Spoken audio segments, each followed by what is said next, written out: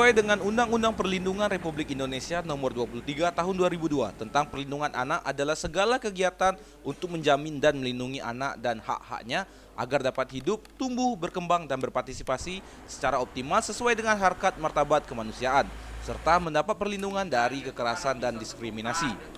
Dalam tugasnya, anggota Dinas DP3 APP dan KB dalam penekanan pengurangan tindak terjadinya kekerasan pada anak di bawah umur, mereka sudah membangun Satgas Perlindungan Anak di tiap desa, yaitu Satgas PPA.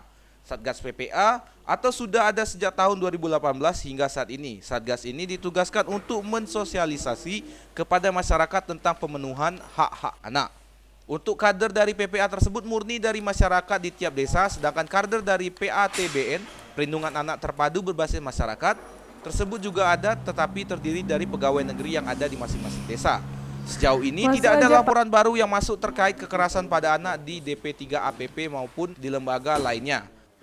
Nah, jadi terkait dengan Satgas ini tadi, Satgas ini kita berharap nanti mereka dapat menjalankan tugas-tugasnya, terutama untuk mensosialisasikan tentang hak-hak anak. Karena pada prinsipnya kita ini berkewajiban untuk memenuhi hak-hak anak.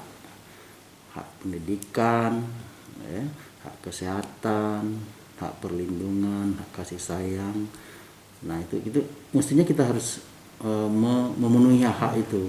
Nah kalau hak-hak itu terpenuhi, ya mudah-mudahan tidak terjadi kasus. Ya kenapa? Hak kasih sayang, ya. Nah hak perlindungan, hak pendidikan, hak kesehatan. Nah, diharapkan seluruh lapisan masyarakat termasuk orang tua untuk memenuhi hak-hak anaknya agar meminimalisir terjadinya kekerasan. Dari lokasi, Mita Rega, Lebong TV melaporkan.